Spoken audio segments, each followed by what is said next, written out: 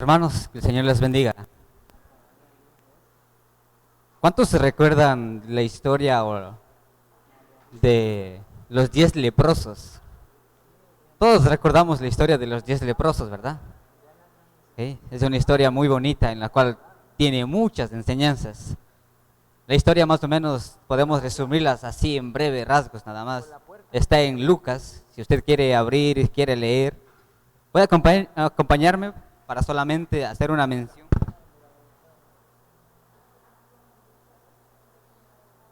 Lucas capítulo 17, versículo 11 al 19. Yendo Jesús a Jerusalén, pasaba entre Samaria y Galilea, y al entrar en una aldea le salieron al encuentro 10 hombres leprosos, los cuales se pararon de lejos y alzaron la voz diciendo: Jesús, Maestro, ten misericordia de nosotros. Cuando él volvió y les dijo: Id, mostraos a los sacerdotes. Y aconteció que mientras iban, fueron limpiados. Entonces uno de ellos, viendo que había sido sanado, volvió glorificando a Dios a gran voz, y se postró en tierra a sus pies, dándole gracias, y este era samaritano. Respondiendo Jesús: ¿no son 10 los que fueron limpiados? ¿Y los 9 dónde están? No hubo quien volviese y diese gloria a Dios, sino este extranjero. Y le dijo: levántate, vete, tu fe te ha salvado. Una pequeña historia con grandes enseñanzas. Y la pregunta que hace Jesús: ¿qué pasó con los 9? Y hoy también podríamos hacernos la pregunta: ¿qué pasaría con aquellos 9 que fueron sanados? ¿Por qué no regresaron a dar gracias a Dios? Y otro también, pensamos muchas de las veces cuando estudiamos o leemos esta historia, pensamos en aquellos 9 que no regresaron. Pero también preguntémonos: ¿por qué regresó aquel samaritano? Se ha preguntado en dos cosas: ¿por qué no regresaron los 9? ¿Y por qué sí volvió aquel samaritano? En este tiempo, en este contexto, nosotros podemos identificarnos como uno de los dos en la vida cristiana. En nuestra vida cristiana, todos hemos recibido algo de Dios. Somos como aquellos leprosos. Recibimos algo de parte de Dios.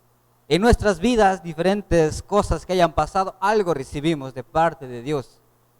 Pero, ¿qué es lo que nos hace volver a Él? ¿Y qué es lo que no nos hace volver a Él en la vida cristiana? El tema que quiero compartirles con ustedes es el rechazo a Cristo en la vida cristiana. En la vida cristiana tendemos muchas veces a rechazar a Cristo como aquellos 9 leprosos, después de ya haber recibido algo. Piense por un instante: ¿qué ha recibido usted de parte de Dios? Y no le quiero hablar específicamente de ser agradecidos, sino que quiero hablar de una perspectiva importante para volver a Cristo. Una perspectiva diferente del por qué yo tengo que volver a Cristo. Cambiar mi mentalidad. ¿Cómo hago yo para volver a Cristo cuando yo estoy ya siendo cristiano? Muchas de las veces creemos que ya ser cristiano es suficiente, pero es necesario volver a Cristo para ser un verdadero cristiano. ¿Cómo es eso? Estamos aquí todos reunidos. Necesitamos de alguien, y ese alguien es Cristo. Y muchas de las veces como cristianos en la vida cristiana tendemos a rechazar a Cristo todos los días. Todos los días somos como aquellos 9 que no volvieron a Cristo. Pero ¿por qué será que tendemos a caer en ese peligro? ¿Por qué será que tendemos a rechazar a Cristo ya en nuestra vida cristiana? Puede ser por un enfoque diferente o por una expectativa diferente que teníamos del cristianismo. ¿Cuál es la expectativa que usted tiene de Cristo o del cristianismo? La expectativa que muchos podremos tener pueden ser variadas o pueden ser diferentes.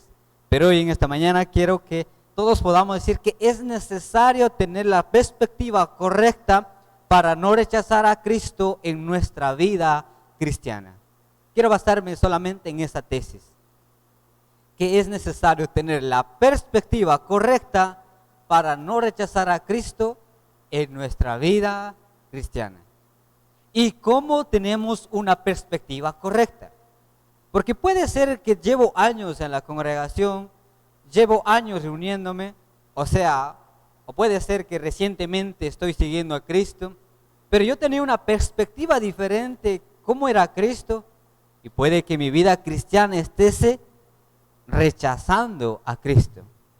Quiero compartirles con ustedes cómo tener una perspectiva correcta de lo que es la vida cristiana. Y esto nos habla específicamente el apóstol Pedro. El apóstol Pedro, cuando escribe su carta, él escribe a los judíos, a los gentiles y a todos, cuando su vida cristiana estaba corriendo peligro. Su vida cristiana estaba siendo transformada, pero a la misma vez estaban siendo rechazados por ser cristianos. Algo muy difícil en esa época. Ser señalado que eres cristiano, no te vendían en el mercado. Si te reconocían que tú eras cristiano y reconocías por tu propia voz que eras cristiano, no eras reconocido a nivel social.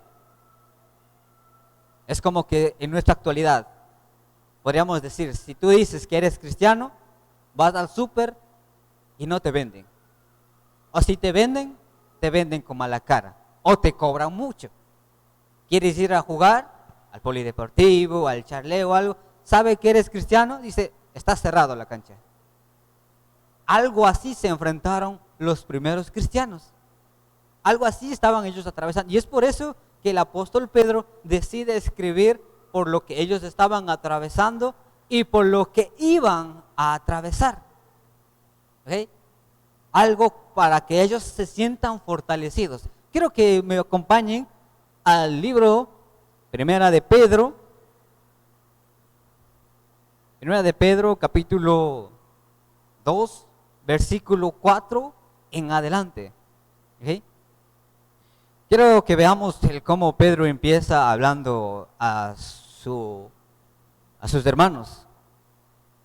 Él empieza hablando de una forma tan hermosa para ellos, alabándoles por lo que ellos estaban haciendo. Dice, acercaos a él, piedra viva, desechada ciertamente por los hombres, mas para Dios escogida y preciosa. Para el hombre, para la humanidad, dice, aquella piedra que ustedes tienen, la piedra viva, es rechazada, pero para ustedes es algo preciosa. Vienen textos posteriores y nos habla y nos anima a seguir todo. Pero quiero que nos centremos en el versículo 9. Mire la palabra con la que empieza, dice, más vosotros. Hace una comparación, hace un contraste, más vosotros. Es como que hace la comparación a aquellos que no son cristianos con los que sí son cristianos. ¿Okay? Quiero que el primer punto que podamos analizar para tener una perspectiva correcta del cristianismo es que nosotros somos de Cristo. Pongan mucha atención. Somos de Cristo. Su palabra dice, leamos versículo 9. Mas vosotros sois linajes escogidos, real sacerdocio, nación santa, pueblo adquirido por Dios, para que anunciéis las virtudes de aquel que os llamó de las tinieblas a su luz admirable. Versículo 10. Vosotros que en otro tiempo no erais pueblo, pero que ahora sois pueblo de Dios, que en otro tiempo no habíais alcanzado misericordia, pero ahora habéis alcanzado misericordia. Uno de los textos más poderosos que nosotros podemos leer. Y si no lo podemos leer de esta forma, es porque quizás tenemos una perspectiva diferente de lo que es el cristianismo. ¿Qué dice? Como cristianos nosotros somos un pueblo que escogido. Pedro hace esa diferencia de cómo él era el pueblo escogido y con aquellos que no lo era. También podemos verlos en los gentiles. Los gentiles, ¿qué eran? No eran un pueblo escogido. sino que eran pueblo rechazado. Nosotros como cristianos ahora tenemos a olvidar estos versículos, que somos un pueblo adquirido por Dios, somos escogidos de Dios. Y hay algo que me llama muchísima la atención. Dice, somos sacados de las tinieblas, ¿hacia dónde dice? A la luz. ¿Para pertenecer a quién? A Cristo Jesús. Entonces todos nosotros somos ¿qué?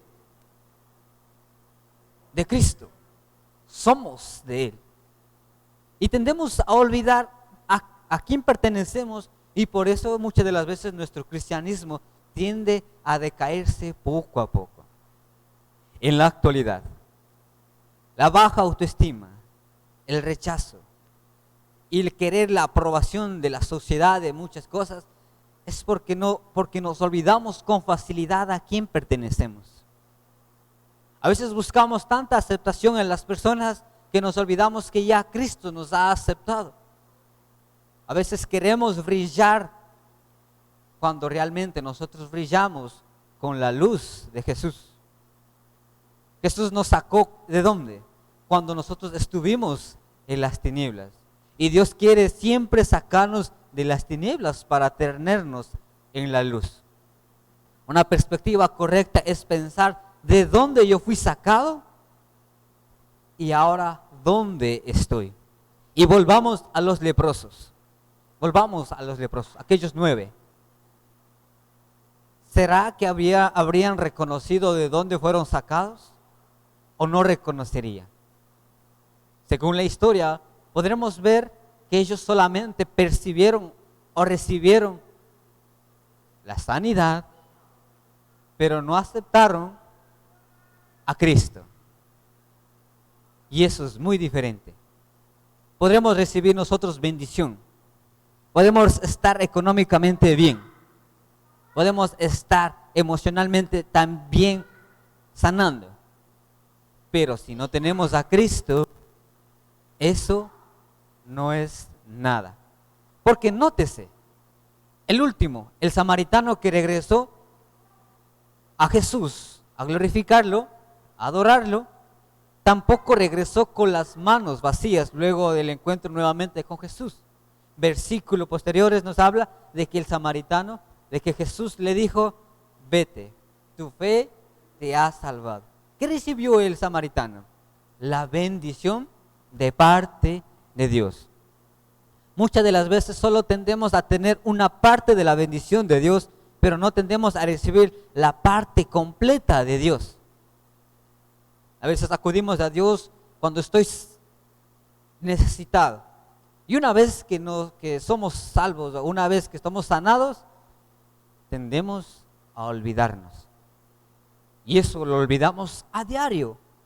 A diario nosotros nos olvidamos de lo que hizo Jesús. Porque creemos que una vez ya estuvo. Pero recordemos, Jesús está siempre sacándonos. Recordemos que somos el pueblo adquirido. Leamos este texto, siempre dice, somos linajes escogidos de Dios. ¿Cómo usted se siente cuando alguien a usted lo escoge? A un grupo. Uno se siente emocionado, ay, me escogió, ¿verdad? Pero cuando uno no es escogido, cuando uno es rechazado, uno tiende a caerse, uno tiende a deprimirse, uno tiende a muchas veces sentirse inútil. Pero recordemos, siempre recordemos estas palabras, somos nosotros escogidos por Dios. Y no solamente eso, sino que somos real sacerdocio. Mira esas palabras con las cuales se pronuncia el apóstol Pedro. Nación santa. Quisiera profundizar muchísimo en que nosotros somos nación santa. Porque cuando nosotros aceptamos a Cristo, nosotros en ese preciso momento somos santos. Y somos llamados a cuidar esa santidad. Porque una vez que Cristo nos acepta, dice, aquí se queda todo. Se muere aquella persona, aquel ser humano, aquel que constantemente estuvo equivocándose, ahí se queda. y nacemos como una nueva criatura, siendo santos. Entonces somos pueblo adquirido, una nación santa, pueblo adquirido por Dios, para que anunciéis las virtudes de aquel que nos llamó de las tinieblas a la luz. Quedémonos con esto. De las tinieblas a la luz. Tenemos identidad en Cristo y eso es que jamás debemos de perder. Como cristianos, jamás debemos perder esa identidad en Cristo. Reconocer siempre de dónde fuimos sacados. Que nadie nos haga olvidar de dónde yo fui sacado. Que nada ni nada nos haga olvidar. Si mantenemos nuestra identidad, vamos a permanecer con un cristianismo correcto. Entonces, la primera cosa, somos de Cristo. La segunda cosa es que somos para Cristo. Es muy diferente y van de la mano. Primero dije, somos de Cristo porque Él nos escogió. Y ahora somos para Cristo porque Él nos escogió. O sea, vivimos para Cristo. Ok, ¿qué es tener la perspectiva correcta? Abundemos aquí un poquito más. ¿Qué es y cómo debemos tener una perspectiva correcta? ¿Cuántos de ustedes se han dejado llevar por los anuncios? Cuando usted quiere comprar celular, ¿qué es lo que presenta en la pantalla? Este celular último modelo tiene capacidad de memoria, tal. Te dice muchísimas cosas. La expectativa. Cuando usted quiere ir de viaje, ¿qué es lo primero que hace? Ver fotos, ¿verdad? Dice, quiere asegurarse el lugar a donde usted está yendo. En las redes sociales, en Google, en todo lado. ¿Cuáles son las fotos que más ponen allí? Las mejores. No le ponen unas fotos así todas feas, ¿verdad? Los hoteles y todo son las mejores fotos. Y usted está creando una expectativa, porque usted quiere disfrutar de su viaje. Cuando ustedes quieren algo, siempre queremos lo mejor. Estamos con una expectativa alta, ¿verdad? Altísima. Cuando usted, esto me dijo un profesor hace poco, ya hace mucho que estábamos hablando, dice, cuando uno se enamora, dice, cuando uno se enamora, se crea expectativas demasiadas altas. Unas expectativas que no se van a enojar, que siempre van a estar enamorados, que siempre van a tener. Un enamorado se crea expectativas altísimas. Pero ¿qué pasa cuando llega la realidad? La realidad es que ese teléfono no te funciona. Nomás tomaste 100 fotos y ya dice, memoria llena. Cuando vas de viaje, nomás llega a ese lugar y el lugar está destrozado, no vale, dice, sus vacaciones se arruinó. Cuando usted se casa, ¿qué pasa? Llega a la realidad. No todo es color de rosa. Siempre hay problemas. Si usted creía que todos los días le iban a cocinar, se equivocó, dice. Igual pasa también en el noviazgo, ¿verdad? Si usted cree que todo va a ir bien, ahí se equivocó. Porque creamos expectativas equivocadas. Tendemos a crear expectativas equivocadas y nos enfrentamos a la realidad y decimos, yo no quise esto, porque nadie me habló de esto, pero si yo creí en esto. Y muchos dicen, aquí nadie te lastima, simplemente te lastimas tú, porque tú creaste unas expectativas equivocadas. A mí me dijeron muchas de las veces, a ti nadie te va a lastimar, te lastimas tú solo cuando tú creas expectativas irreales. ¿Y culpamos a quién? A los demás. Pero ¿qué pasaría cuando nosotros creamos las expectativas correctas? Cuando creamos la expectativa correcta, digo, ese celular tal vez me va a fallar, pero no tengo dinero, pero voy a comprar. Y cuando ya consigo ese celular, y digo memoria llena, y digo, pues lo veía venir. Ya no me decepciono mucho, ¿verdad? Y cuando voy de viaje, digo, yo sé que me están mintiendo aquí con las fotos. Y cuando yo llego allí y veo la realidad, digo, me lo esperaba. Entonces ya lo recibo, el golpe ya no es tan fuerte. En el matrimonio, en el noviazgo y en todo. Cuando yo siento que algo no va a funcionar, y yo le digo, tenemos que luchar. Y viene el primer problema, el arroz se quemó. ¿Usted qué dice? Ya lo veía venir. Entonces, el golpe ya es menos. Porque usted ya no se creó unas expectativas altas. Vienen los primeros problemas, usted dice, sabía que iba a venir. Pero usted ya lo recibe con golpes menos. Y es lo que dice el apóstol Pedro. Quiero que lo leamos, versículo 21, ¿ok? Del mismo capítulo. Versículo 21 dice, pues para esto fuisteis llamados, porque también Cristo padeció por nosotros, dejándonos ejemplo para que sigáis sus pisadas. Como cristianos nosotros estamos llamados a sufrir. Amén. Nadie se la quiere, ¿verdad? Como cristianos estamos llamados a sufrir. ¿Qué dijo Jesús? Si alguno quiere venir en pos de mí, niéguese a sí mismo. Y solamente ahí, el negarnos a nosotros mismos, ya estamos sufriendo. Muchas de las veces creamos expectativas en el cristianismo. Cristo me va a bendecir. Con Cristo no voy a tener problemas. Con Cristo voy a tener abundancia. Con Cristo yo voy a gozar una vida buena. Creamos expectativas. Pero ¿qué pasa cuando llegamos a la realidad? Cuando en vez de prosperar estoy decayendo económicamente, en mi familia tengo problemas. ¿Y qué digo yo? Cristo, esto yo no esperaba. Pero si yo soy cristiano porque yo quería prosperar. ¿Qué dice Jesús? Estamos llamados a sufrir. Y eso nadie nos dice.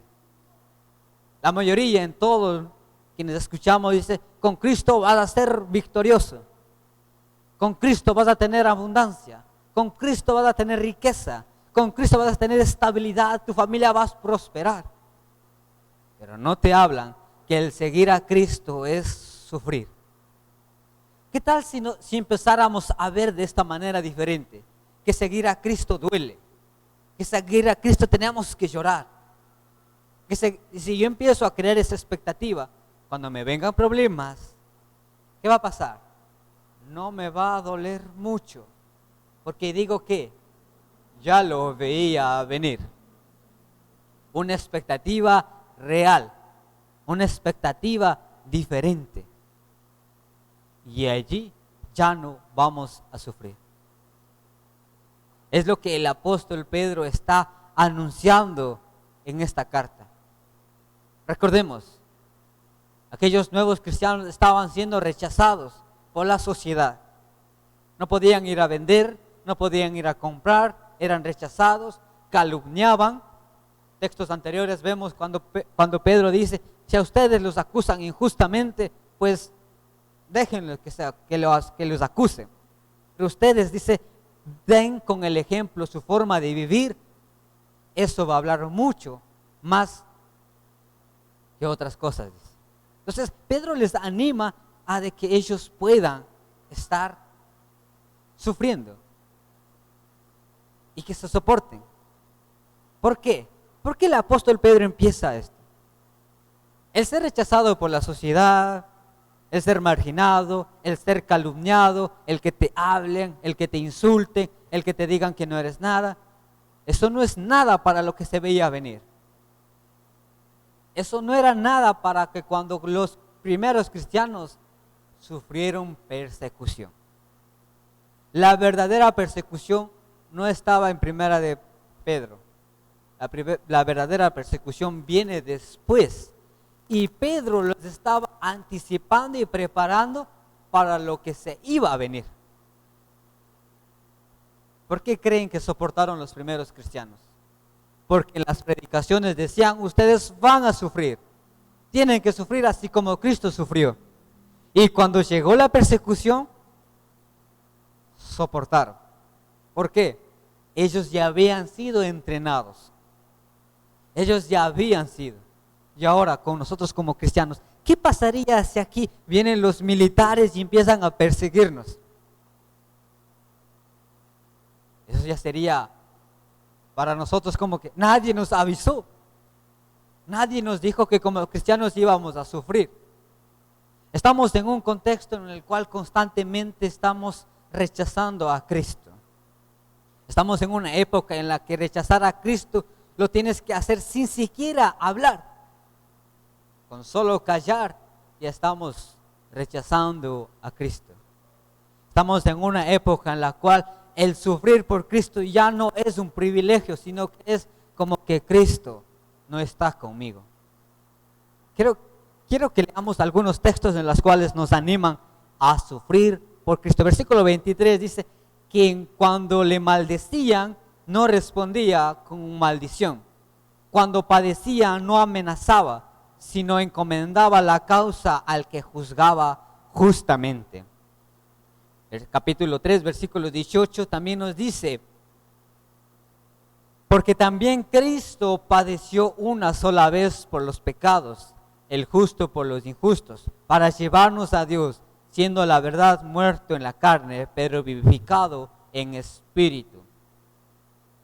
Capítulo 4, versículo 1 también nos dice lo mismo. Pues Cristo ha padecido por nosotros en la carne, vosotros también armaos del mismo pensamiento, pues quien ha padecido en la carne terminó con el pecado. Versículo 13 también nos anima y nos dice, sino gozaos por cuanto sois partícipe de los padecimientos de Cristo, para que también en la revelación de su gloria os gocéis con alegría. Capítulo 5, versículo 1. Ruego a los ancianos que están entre vosotros, yo anciano también con ellos, y testigos de los padecimientos de Cristo, que sois también participantes de la gloria que será revelada. Y muchos como estos textos nos hablan de qué? De padecer, de sufrir. Miren cómo el apóstol Pedro estuvo enfocándose más en sufrir por la causa de Cristo. ¿Estamos dispuestos a sufrir por Cristo? ¿O estamos tranquilos? ¿O queremos vivir una vida tranquila, con que paz y gozo, armonía? Una perspectiva correcta es saber que voy a sufrir. Hermanos, todos quienes estamos aquí reunidos, vamos a sufrir por la causa de Cristo. Vamos a ser rechazados por la causa de Cristo. Nuestros familiares van a tildarnos de muchas cosas por la causa de Cristo. Vamos a llorar por la causa de Cristo. Y vamos a tener muchas cosas por la causa de Cristo. Y les animo a que todos nosotros podamos sufrir por la causa correcta. No sufrir por la causa incorrecta. Porque a veces creemos que estamos sufriendo por causa de Cristo cuando no es por la causa de Cristo. Vamos a sufrir por la causa de Cristo. Y si no estamos sufriendo por la causa de Cristo, algo está mal. Algo está mal. Dos perspectivas diferentes nada más. Primera perspectiva, de dónde yo fui sacado, y eso me va a tener mi cristianismo al 100%. Si yo reconozco de dónde yo fui sacado, está bien. Vamos a estar bien. Segunda perspectiva es que somos de Cristo y vivimos para Cristo, me hace entender que cuando vengan los sufrimientos, cuando vengan padecimientos, es por la causa de Cristo y será para la gloria de Cristo. No busquemos ser aceptados así porque la sociedad te dice, ven acá si no aceptas a Cristo. La sociedad está en la vuelta de la esquina diciéndote y animándote a rechazar a Cristo. Eso es lo que hace la sociedad. Y muchas veces caemos en rechazar a Cristo. Ya como cristianos tendemos a rechazar a Cristo. El mundo está a altas voces diciendo, rechaza a Cristo, rechaza a Cristo. Y si no rechazas a Cristo, ¿qué te hace? Marginado, alejado de la sociedad. Y quizás sea solamente esto el principio del verdadero padecimiento que vamos a sufrir más adelante.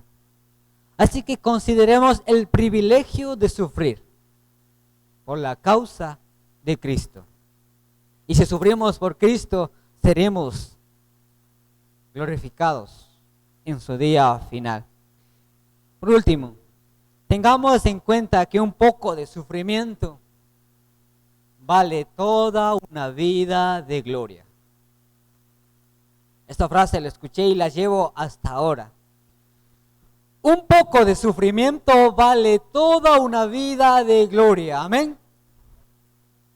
Que suframos un poco aquí va a valer toda una vida de gloria allá en el cielo.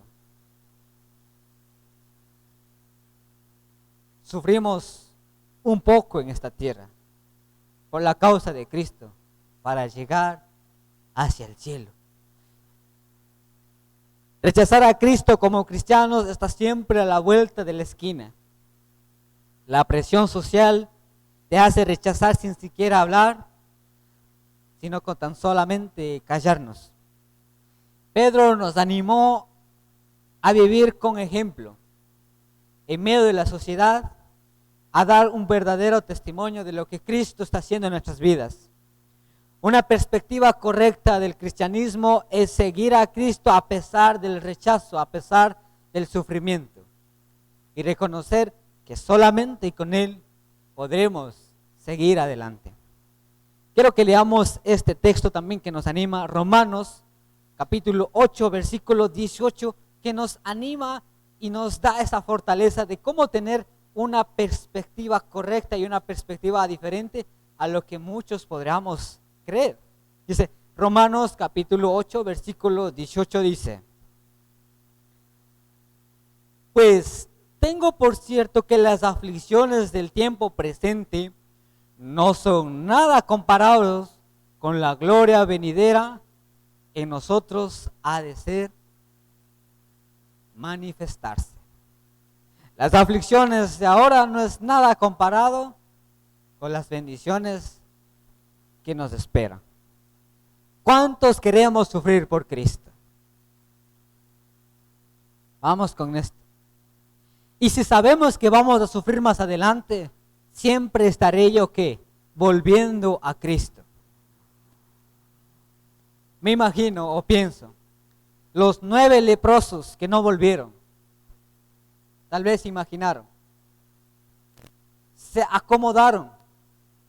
Recordemos que los leprosos en un principio ellos son rechazados por la sociedad. Tener lepra era ser rechazados por la sociedad. Pero una vez que ellos fueron sanados, fueron aceptados en la sociedad. Y ellos, ¿qué pasaron? Se acomodaron en la sociedad. Y por eso quizás no volvieron a Jesús. No nos amueblemos en esa sociedad.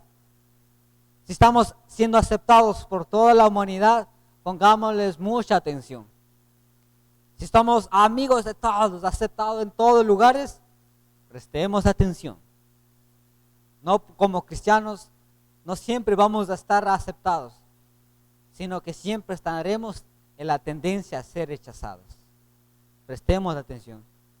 Y si tenemos las perspectivas correctas, sabemos que vamos a ser rechazados. Seremos como aquel samaritano que volvió, sabiendo todos los peligros que iba a correr después. Sabiendo que no iba a ser nada fácil el cristianismo.